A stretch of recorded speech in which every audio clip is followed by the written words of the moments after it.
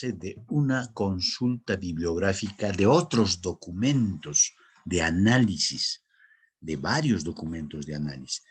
Y como nuestro tema tiene una perspectiva y un punto de vista muy focalizado a un objetivo que como investigadores hemos definido, tenemos que adecuar la teoría que estamos consultando o las teorías que estemos consultando, tenemos que construir nuestro propio marco teórico, nuestro propio marco que nos va a permitir, como nos indica la teoría. Consiste, por lo tanto, en sustentar teóricamente el estudio. Ningún estudio que lo plantee sale de la nada, todo ya ha sido escrito anteriormente. Pero obviamente lo que estamos haciendo en la investigación es descubrir otras cosas. Lo que tengo que hacer en este punto del marco teórico es sustentar teóricamente el estudio. ¿Qué es lo que otros autores ya han planteado sobre este tema de investigación, al cual yo le estoy dando un enfoque, un punto de vista novedoso? ¿Y cómo se hace esa sustentación teórica de este estudio? Lo que se tiene que hacer es analizar y exponer teorías que ya hemos consultado, enfoques. ¿Qué significa esto? Apreciaciones o puntos de vista de otros autores sobre el tema que hemos elegido. Investigaciones que ya otros investigadores han avanzado sobre esto. Y todos los antecedentes generales. Mira que es exigente analizar y exponer varias cosas sobre el tema de investigación. Pero todavía estamos leyendo, analizando y profundizando. ¿Para qué? Sí, le puedo dar la 4.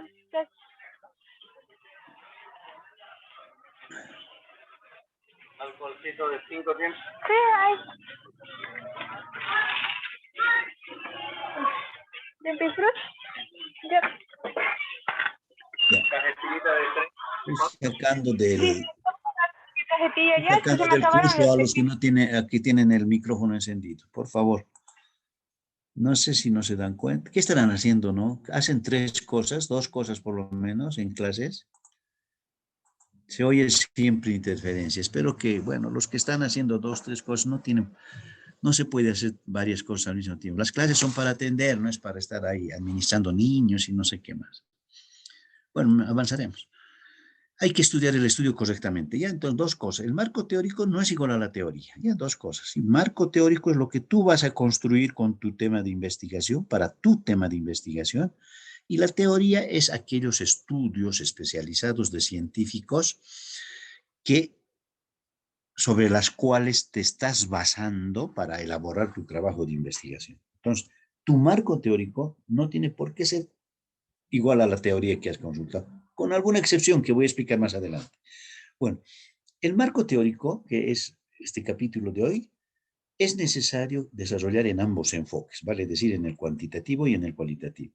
¿Qué significa esto? Consultar todos los estudios pertinentes para construir marco.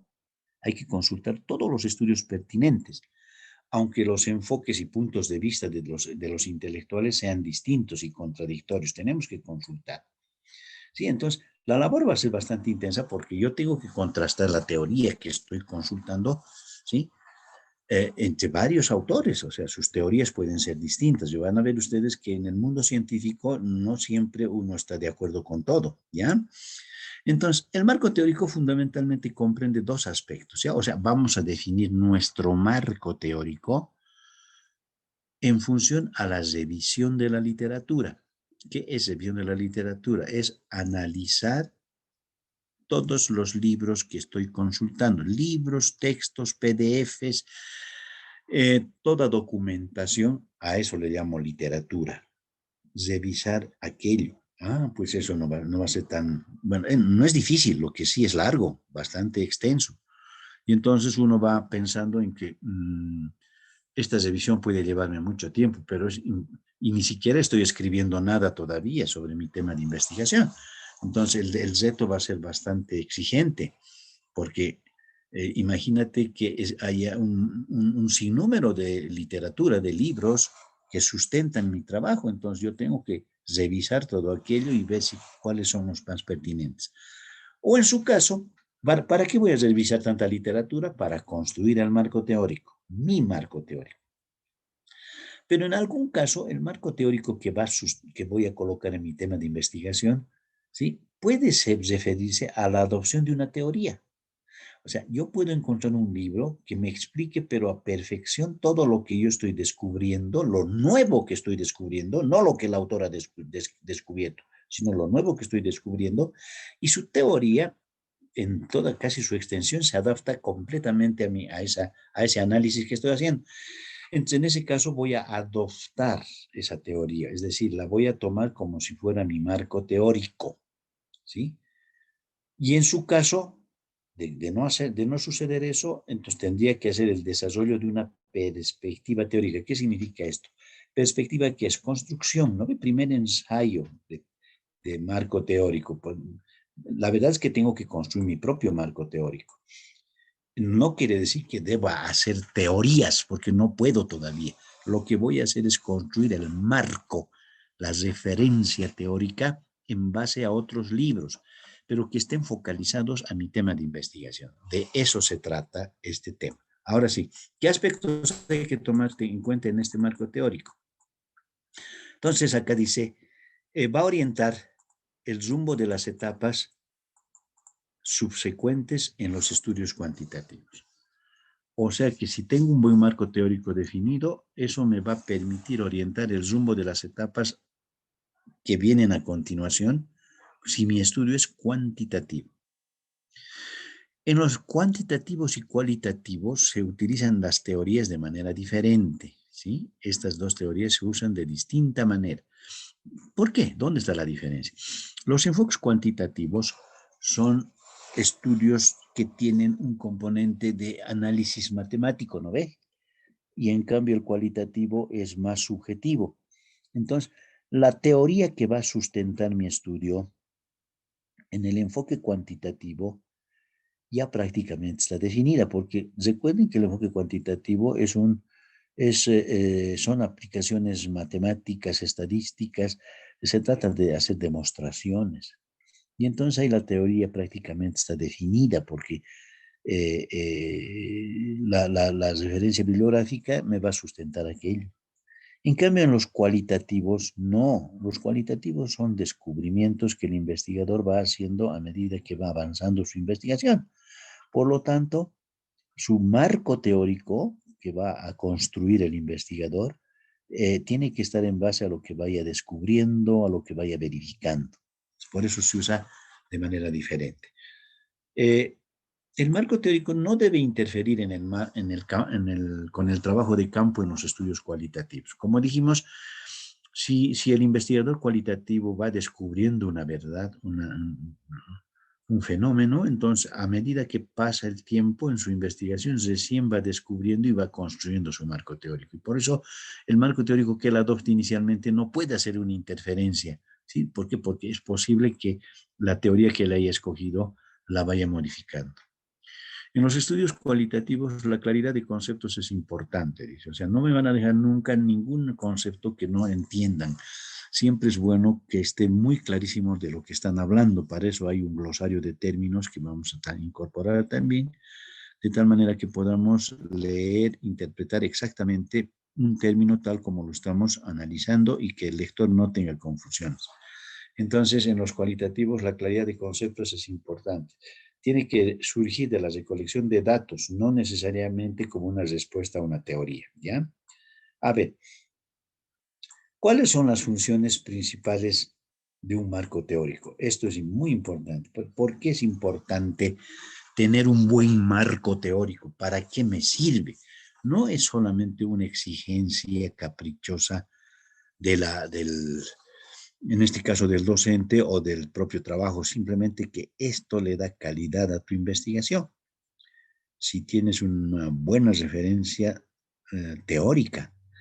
Y entonces nos indica, son 6, ¿ya? Va a prevenir errores cometidos en estudios anteriores. Recuerda que tu tema de investigación no es absolutamente nuevo, o sea, lo estamos tomando sobre algo que ya existía. Entonces, y cuando se estaba construyendo esos conocimientos, ha habido pues algunos errores que se cometen, normalmente se cometen, como todos los investigadores al momento de ir descubriendo la verdad de los hechos, vamos cometiendo errores. Entonces, si yo tengo un buen marco teórico, eso me va a permitir prevenir esos errores.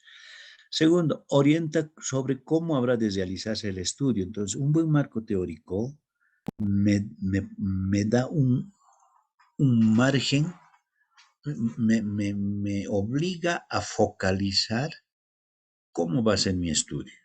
O sea, no me, no me desbordo, por así decir, del tema.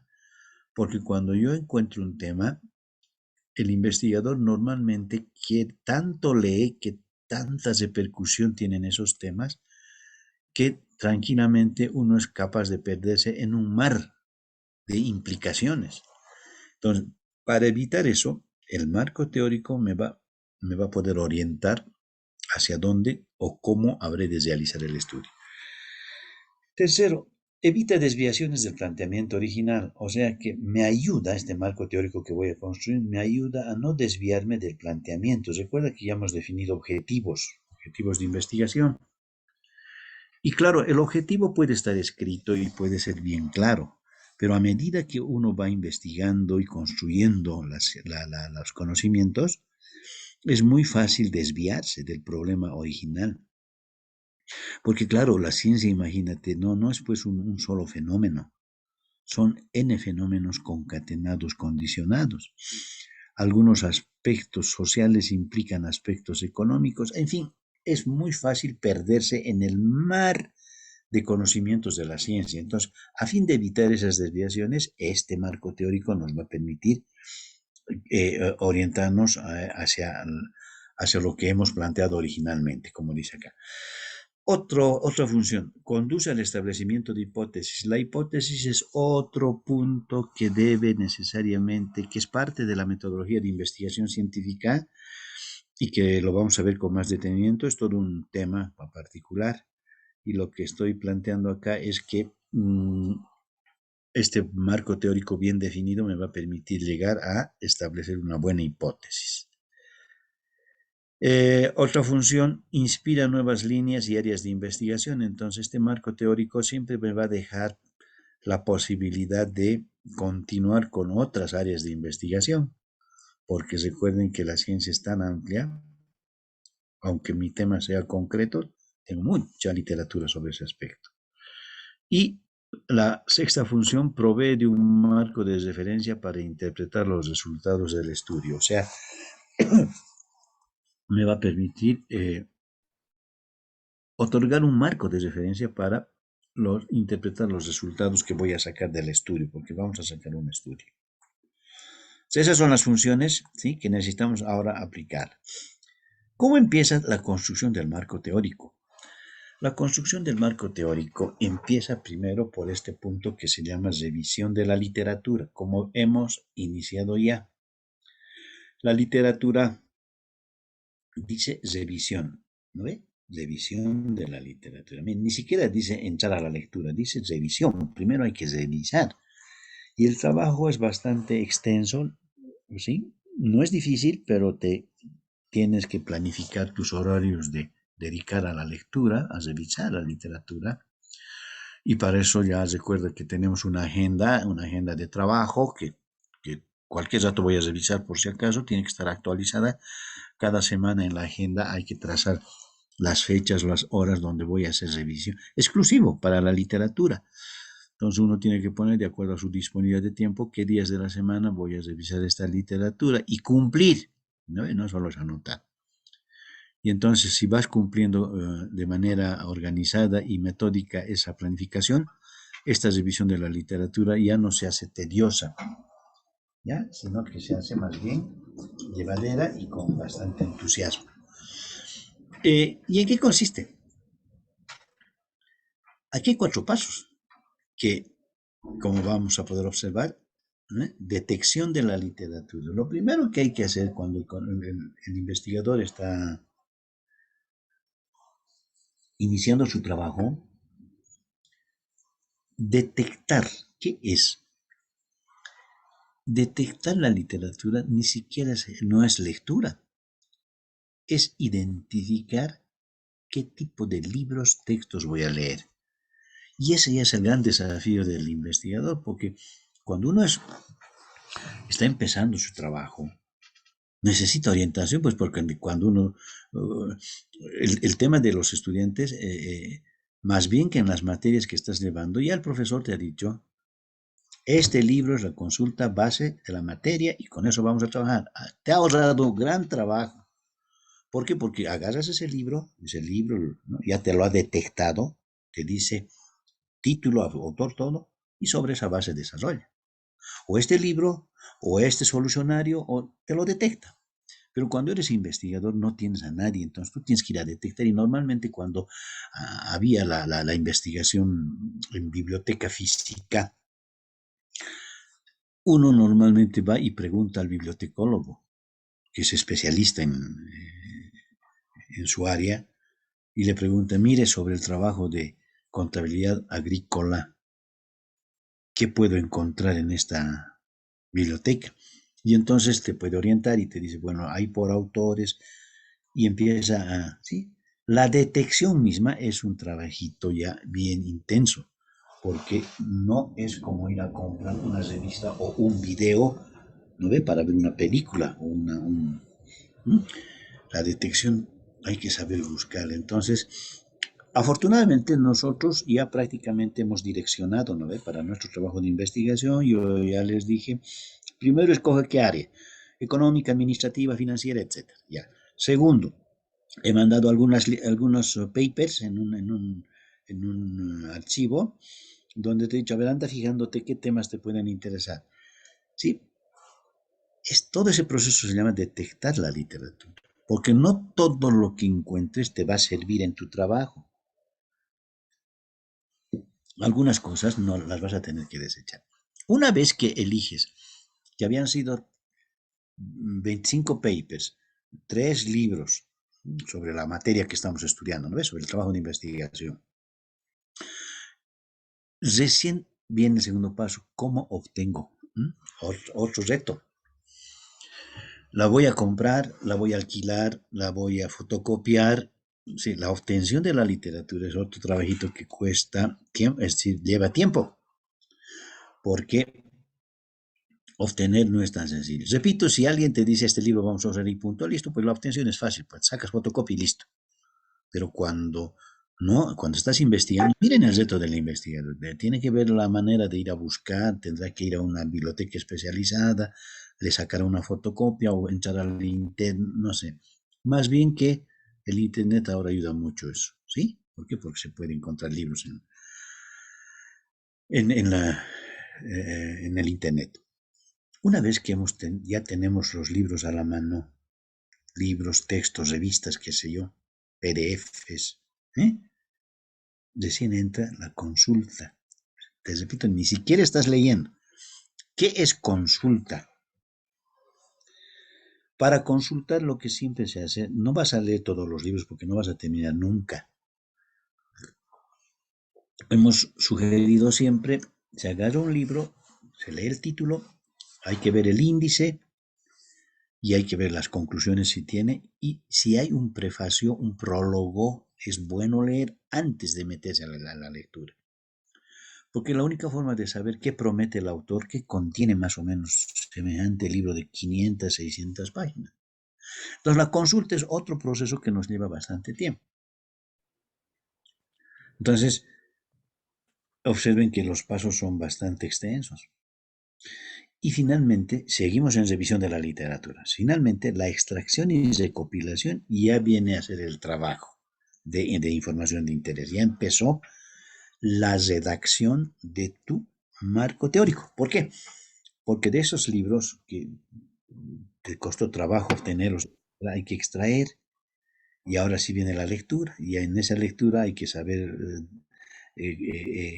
obtener la información de interés, recopilar. Normalmente lo que siempre se les ha recomendado es libro que leas y que tenga que ver con tu trabajo de investigación y te parezca de interés, no lo dejes pasar. Si estás consultando el internet y estás con la computadora, hay que hacer rápidamente un copy page, llevarlo a un archivito Word, ¿sí?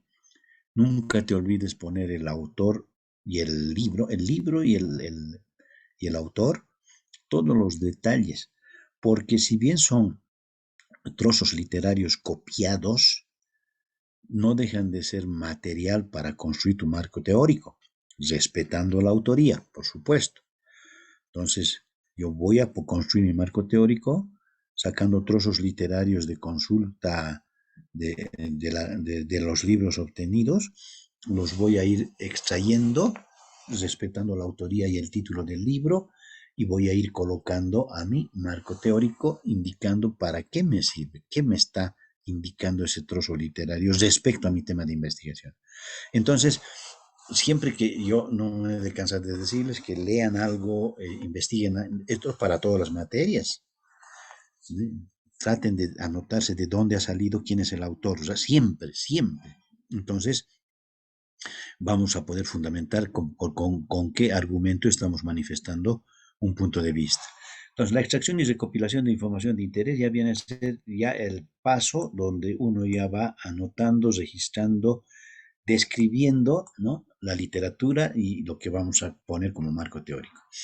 Pero esa revisión de la literatura que estamos hablando, entonces significa, primero, detectar, obtener y consultar bibliografía. Ya hemos dicho, detectar, asesoramiento con bibliotecólogo. O, enseguida vamos a ver las fuentes, cómo se detecta también. Segundo, extraer y recopilar información relevante, hacer una revisión selectiva. ¿Qué quiere decir selectiva? Pertinente a tu trabajo. No es cualquier cosa, no ve meterle en el trabajo. Y seleccionar solo lo más importante. Y aquí viene el problema. Tanta información bibliográfica que tengo. ¿Qué será lo más importante? Todo me parece importante. Uno piensa así. Y es cierto, ¿no? Me parece todo importante. Pero nos vamos dando cuenta que hay que ir seleccionando solo lo más importante. ¿Y cómo se detecta y obtiene? Entonces, la teoría nos indica que hay tres fuentes, ¿ya?, para detectar la literatura, o sea, los libros, las revistas científicas, etc.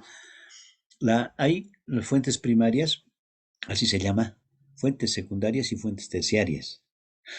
¿Qué son las fuentes primarias? Como dice su nombre acá, son datos de primera entrada, o sea, es información de primera entrada, o sea, de acceso directo, eso quiere decir.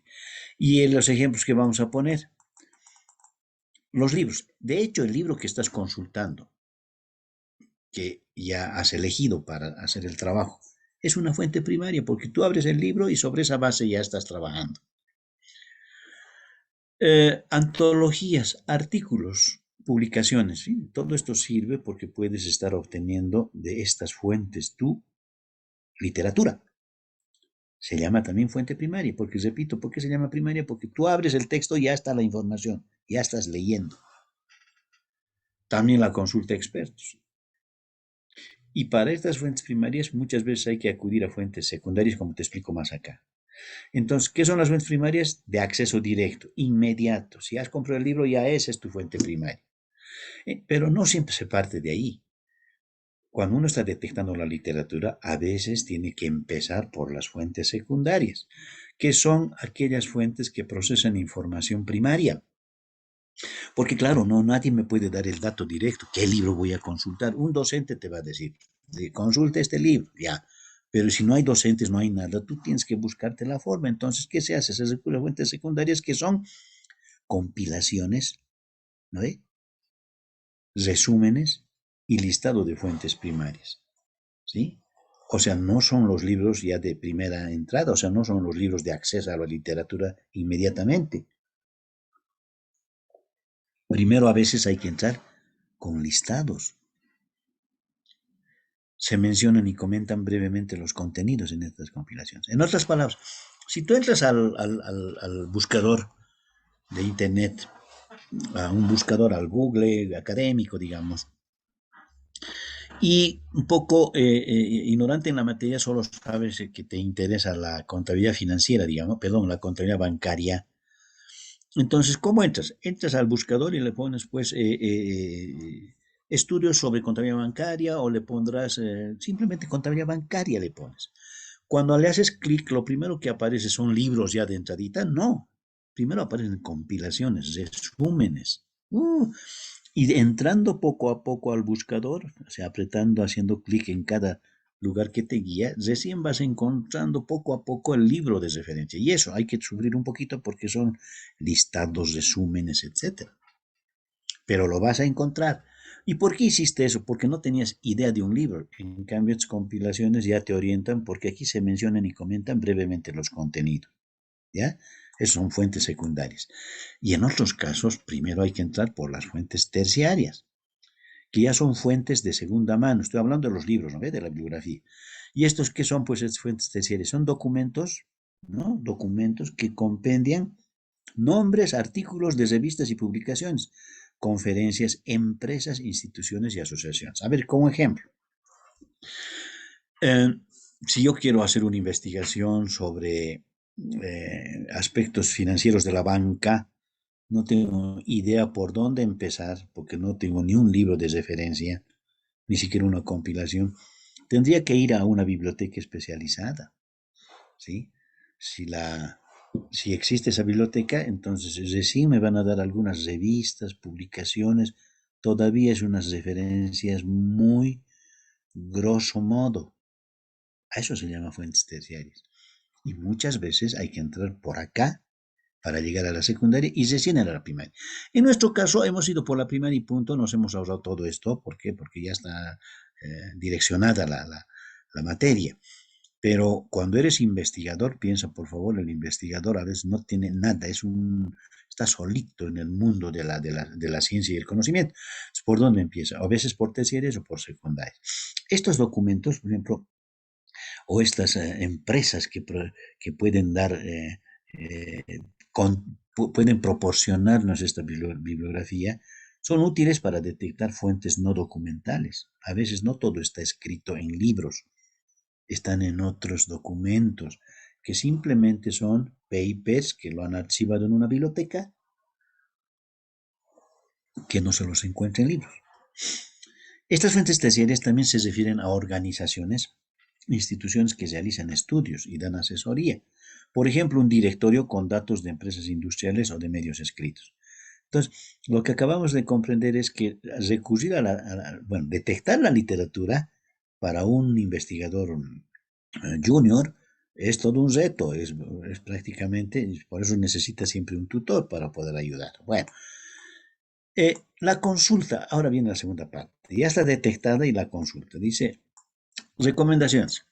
Siempre es bueno consultar a expertos, acudir a fuentes secundarias o terciarias o computadoras de datos, ¿no?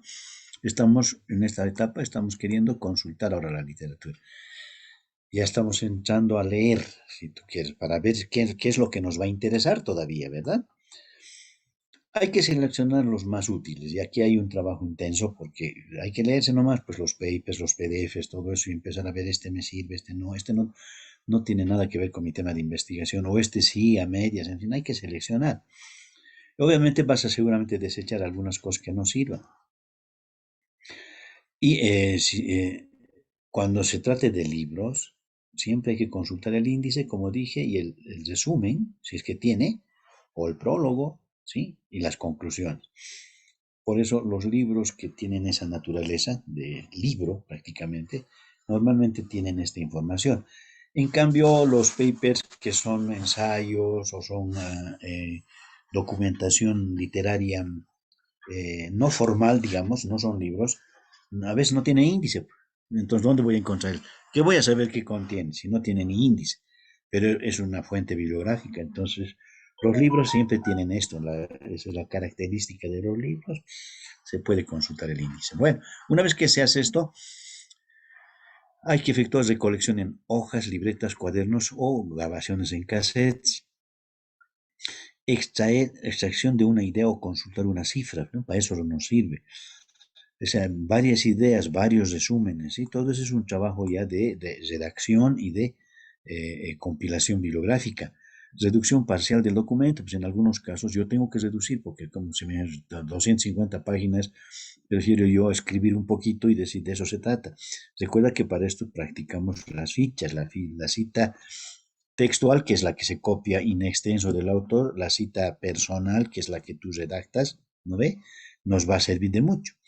Y hay que anotar siempre las referencias completas. ¿Qué son las referencias completas? Título, autor, fecha, edición, o sea, jamás pierdas de vista que esos datos son pero tan importantes que con eso fundamentas perfectamente tu investigación. Y las preguntas para saber si estoy yendo bien con esa información bibliográfica. Preguntas que necesariamente tienen que ser respondidas. ¿Se relaciona con mi problema de investigación? Uno dice elemental, pero justo eso a veces no me pregunto. Y estoy copiando, bajando, estoy haciendo copy page, y no sé si tiene que ver algo con mi problema. Para que veas que se relaciona con tu problema de investigación, tu objetivo de investigación tiene que estar clarísimo. ¿A dónde quieres llegar? Por eso hemos hecho un ensayo en la anterior clase, para que tú me digas cuál es el objetivo. Y algunos 3 o 4 muchachos o chicas hemos hecho una exposición y le hemos incluso sugerido cómo debería cambiar. ¿A dónde quieres llegar? Si sabes dónde quieres llegar, se relaciona con tu investigación. Estos libritos que estás consultando, libros, te sirven, pues ya sabes que te va. Pero si no tienes bien definido qué quieres hacer con tu investigación, todos los libros ves como un cúmulo de páginas, libros, periódicos, que parece que estuviera listo para la basura. Pero si sabes que un librito de por ahí adentro es útil, porque está relacionado a tu tema de investigación. Y otra pregunta hay que hacerse, ¿de qué manera se relaciona? ¿Qué aspectos trata? ¿Es básico para el investigador? ¿Contiene lo que quieres describir? Eso es lo que sí contiene, entonces tómelo como dato. ¿Desde qué perspectiva aborda el tema? Psicológico, antropológico, sociológico. Recuerda que los puntos de vista son bien importantes y eso hay que saber identificar. Y entonces, como hemos dicho que es necesario cualquier trozo literario que decidas incorporar a tu marco teórico y a tu trabajo de investigación, lo tienes que hacer respetando la fuente y la autoría, ¿no ves? Es decir, el autor y el nombre del libro, ¿ya? Pero, ¿de dónde puedo yo recopilar información? ¿Dónde están las fuentes? Y aquí, por favor, en esta diapositiva estás viendo en la primera columna. Libros es una fuente. Si son libros, esto necesito siempre. Título, subtítulo, autor, lugar, año, edición editorial. Si no recopilas eso, si no redactas eso, no sirve de nada tu libro.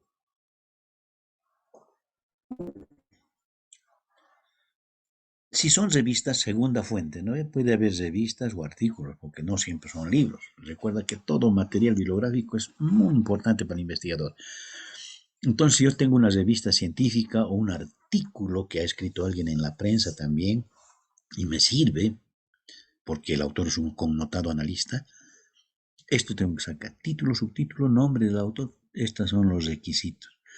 Cuando tú haces este trabajito que parece un poco exigente, porque hay que darse tiempo, realmente estás sustentando tu marco teórico de una manera científica. Nada te estás inventando. Todo estás sacando de autores connotados, etc. Entonces, vale la pena hacer esto. Cuando lo tengas esto. Ahora vamos a ver más adelante una técnica, el Word. Menos mal que el Word nos permite construir estos detalles a medida que vamos redactando el documento. Ya vamos a ver con su oportunidad. Se llaman normas APA, ¿ve? Normas de redacción. Si son, la fuente son artículos periódicos, o sea, de la prensa, etcétera. Estos son los requisitos. No vas a olvidarte esto, por favor. También puede haber otra fuente que se llama video, cassettes o películas, porque no siempre se puede recurrir a una fuente de lectura, ¿no ve? Un video puede ser una buena fuente, un cassette o alguna película, pero todo eso sustenta. Aquí están los requisitos que tienes que tomar en cuenta. Puede haber otras fuentes, sí, por ejemplo, trabajos presentados en seminarios. En la carrera se acostumbra cada año en el aniversario de la carrera, que es por agosto más o menos, desarrollar ciclos de conferencias. Y son temas pues que los mismos docentes presentan y cuyo auditorio es los alumnos y que son temas bien interesantes, pero son trabajos, o sea, son presentados en seminarios, o sea, son conferencias. Y esa puede ser una fuente, claro que sí, pues yo le pongo atención, por eso es un temita que, caramba, me va a abrir los ojos. Para mi trabajo de investigación, puedo sacar como fuente, pero pido el título, subtítulo del trabajo, autores, nombres, me doy la molestia de obtener estos datos sobre esa conferencia, por ejemplo. Y lo anoto, porque todo esto va a ir al documento de investigación. Otra fuente es entrevistas realizadas a expertos. Supongamos, como alguna vez yo les he sugerido, si quieres ir a acercarte a un docente, por ejemplo, de alguna materia sobre la cual estás haciendo un trabajo de investigación o tengas interés, te acercas y le haces una entrevista, ¿no? Tipo periodista, con apuntes en mano o con grabación, como tú quieras ver aquello, porque está haciendo a un experto y él te va a dar buena fuente de literaria de información. Y lo que se te exige es que tomen el nombre del entrevistado, el entrevistador, la fecha, el medio, aquí están sus detalles. Entonces, para cada fuente, si tienes su fundamentación, este trabajo es buen marco teórico, o sea, te has munido de toda la información que es necesaria. Puede haber tesis o disertaciones, estos son documentos, son producción bibliográfica que la hacen los que egresan de una carrera. Tú también tal vez en la carrera te titules con un trabajo dirigido, por ejemplo, es una modalidad de titulación. En nuestras carreras, como en administración y en economía, se hacen tesis, ¿sí? Y son documentos, producción literaria de trabajos doctorales, de gente que ha estudiado bastante, ¿sí? A diferencia del resto, son documentos que están en la biblioteca de las universidades. Ahí vas a pedir estos datos, título de la tesis, nombre, escuela, facultad, etc. Y lo que es más práctico ahora que se ha vuelto así, los sitios web, ¿no ve? O sea, la internet. Por lo menos eso creo que ahora está mucho más accesible, mucho más cómodo, en fin, ¿no? Y además, incluso para consultar sitios web tienes que tener cierta habilidad, ¿no? Hay que hacer algún cursito de consulta, así se llama, consulta bibliográfica mediante internet, ¿no? Tampoco es, bueno, hay gente que por curiosidad logra ingresar a lugares, pero siempre es bueno hacerse asesorar, porque los sitios web también tienen que ser académicos, de prestigio y además de credibilidad.